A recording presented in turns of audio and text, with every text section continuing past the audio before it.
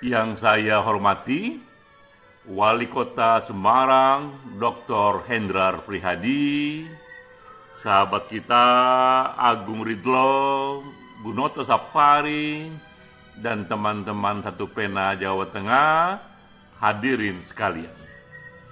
Saya mulai dari sebuah kutipan, betapa social gathering, perjumpaan individu di ruang-ruang publik acap kali berujung pada hal-hal yang mengejutkan.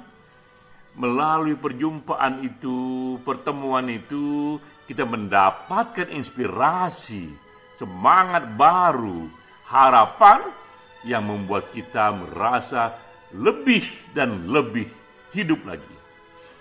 Ini pernyataan dari Alan Wallace.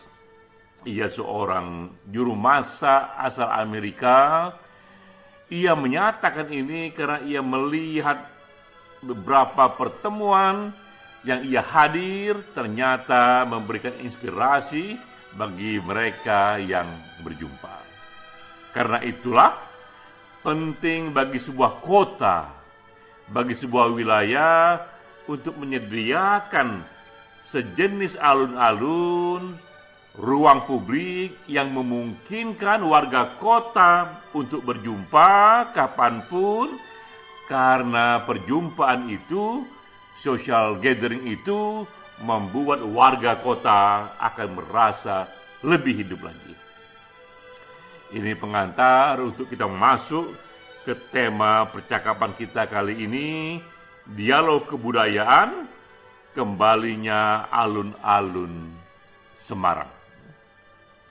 Peran saya di sini memperkaya diskusi dengan menunjukkan referensi dalam sejarah.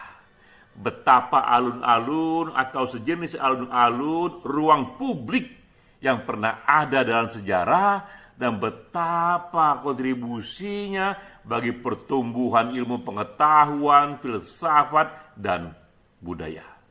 Melalui referensi ini, kita dapatkan satu insight bagaimana alun-alun di kota Semarang ataupun alun-alun di wilayah lainnya harus kita arahkan. Saya mulai dulu di sini dengan alun-alun yang dikenal dengan nama Greek Agora.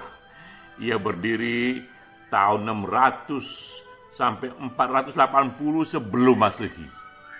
Jadi kita lihat ini alun-alun salah satu yang paling tua yang dicatat sejarah, luasnya pun 12 hektar. Ia berada di Yunani. Apa yang penting di sini? Di alun-alun inilah, di agora inilah dicatat para filsuf seperti Plato dan Aristoteles berjumpa banyak orang, juga berdiskusi dengan para muridnya.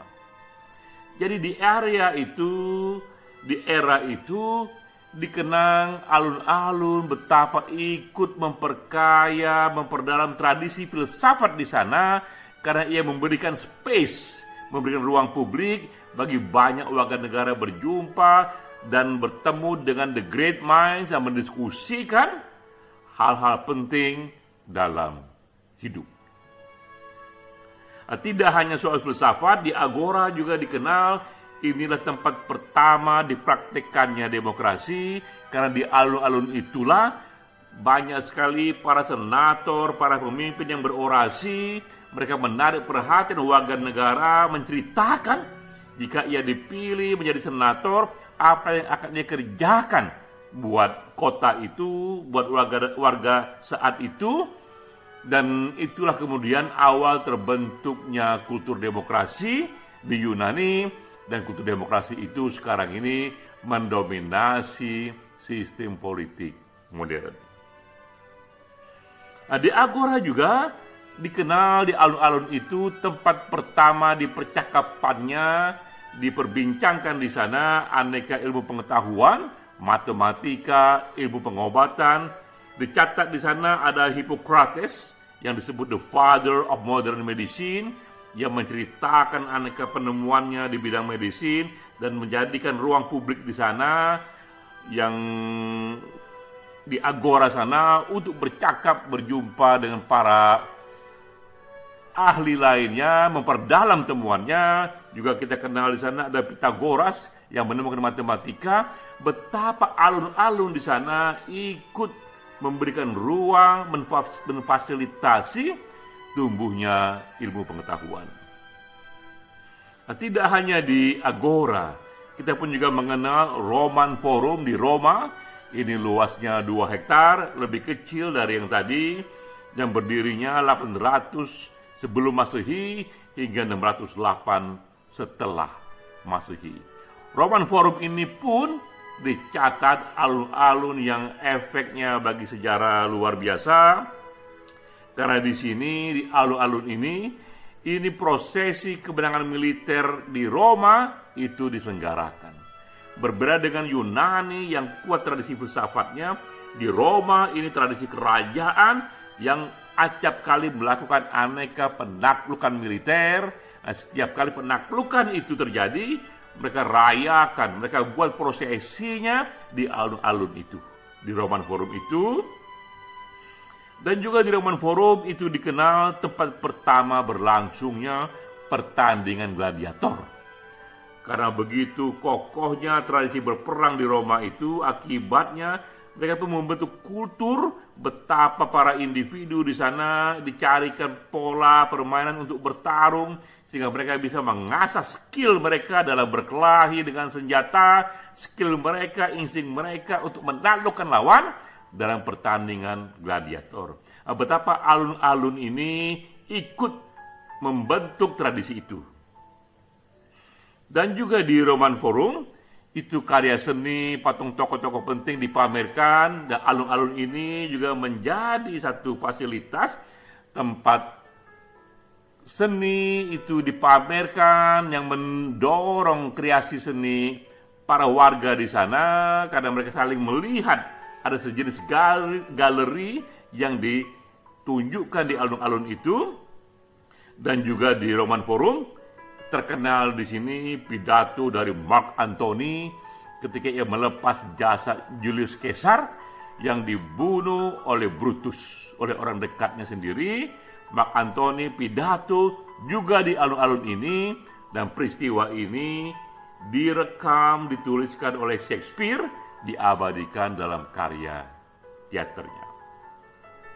Nah, ada lagi yang ketiga, contohnya adalah Plaza de Mayo, yang ini di Argentina, luasnya 2 hektar, berdiri tahun 1884. Dan ruang publik ini terkenal karena ada backgroundnya dulu, yaitu di era itu ada 30.000 rakyat banyak yang hilang. Tepatnya dihilangkan secara paksa akibat berlakunya rezim militer yang diktatur, junta militer yang disebut di sana adalah Dirty War. Di area ini, di Plaza de Mayo ini, di alun-alun ini, di tahun 1977, para ibu memprotes mencari anak mereka yang hilang di bawah junta militer George Rafael Videla. Begitu hebohnya peristiwa ini karena para ibu membawa spanduk, membawa poster, kadang mereka menangis, mereka mencari di manakah anak kami kau sembunyikan. Mereka adalah anak-anak yang punya idealisme, mengapa mereka kalian bunuh, mengapa mereka hilang. Peristiwa gerakan emak-emak di Plaza de Mayo ini menjadi historik, dan alun-alun Plaza de Mayo dianggap ikut memberi kontribusi bagi tumbuhnya ekspresi politik masyarakat. Dan sekarang kita tahu aksi emak-emak di alun-alun ini di Plaza de Mayo sudah mendunia, bahkan juga menginspirasi ke Indonesia dengan lahirnya aksi Kamisan di Indonesia. Di Indonesia pun sudah 15 tahun aksi Kamisan ini berlangsung. Para emak-emak, ibu-ibu, juga warga kota lainnya, mereka protes dengan memakai payung hitam mencari keluarga yang hilang. Ini ruang publik keempat yang juga penting, alun-alun yang juga penting adalah Times Square, New York, yang berdiri di Amerika tahun 1904. Beda dengan alun-alun tadi, di sini tak terlalu luas, 1.000 meter persegi, tapi magnetnya sama kuatnya. Karena di Times Square ini dikenal sebagai titik pertemuan area komersial, perkantoran, pusat hiburan, dan panggung seni. Dan sebagian kita mungkin masih ingat, yang juga historik di sini, di Times Square ini, di alun-alun ini, setiap malam tahun baru itu dilakukan countdown di sana, orang berkumpul di sana, bahkan juga disiarkan langsung ke berbagai TV dunia. Menjelang detik pertama tahun baru, semua membuat countdown dan berhitung 5, 4, 3, 2, 1, Happy New Year. Nah, itu dikerjakan di alun-alun Times Square, New York. Begitu historik tempat ini sehingga ia menjadi pusat atraksi turisme, dikunjungi 50 juta manusia per tahun dan dilewati setiap hari oleh 330 ribu manusia. Jadi kita lihat beragam sekali ada alun-alun ini secara historik dan beragam juga fungsinya. Dan kita kembali ke topik utama kita, memberdayakan alun-alun di kota Semarang ataupun di wilayah lainnya. Inilah 4 hal yang bisa menjadi arahan berdasarkan 4 referensi alun-alun yang historik di dunia. Pertama, di alun-alun itu kita arahkan terjadinya di sana percakapan budaya dan ilmu pengetahuan yang memfasilitasi warga negara memperkaya wawasannya seperti terjadi di Greek Agora. Atau kedua, di sana alun-alun juga diberikan satu fasilitas agar bisa diselenggarakan di sana aneka pameran seni, galeri seni, dan juga tempat dinyatakannya program unggulan. Jika dulu di era Roma di situ prosesi kemenangan militer, tapi untuk kota Semarang atau kota-kota lainnya cukup di sana untuk dimarketingkan, untuk dikabarkan aneka program-program keunggulan dari kota itu, program-program unggulan dari wali kota ataupun penguasa setempat. Ketiga, juga alun-alun diberikan satu suasana untuk juga menjadi tempat ekspresi politik warga seperti terjadi di Plaza de Mayo, karena bagaimanapun warga negara itu punya ekspresi yang terus tumbuh sesuai dengan tumbuhnya pemerintahan setempat. Jika kota menyediakan alun-alun tempat mereka berekspresi, itu pun akan membuat kota itu jauh lebih hidup lagi. Keempat, juga alun-alun bisa ditekankan untuk juga menjadi pusat atraksi turisme, sehingga makin banyak orang datang ke sana, ke kota itu, karena di sana ikut dipertunjukkan, dipamerkan aneka keunikan dan atraksi budaya-budaya lokal dan karya-karya seniman lokal. Jadi sahabat Pak Wali Kota, demikianlah bagus sekali jika Semarang merevitalisasi alun-alunnya, dan kita tahu dalam sejarah alun-alun ini memberi kontribusi yang besar sekali bagi tumbuhnya ilmu pengetahuan, tumbuhnya budaya, tumbuhnya politik demokrasi, dan satu bentuk terbentuknya komunitas warga di kota itu. Salam.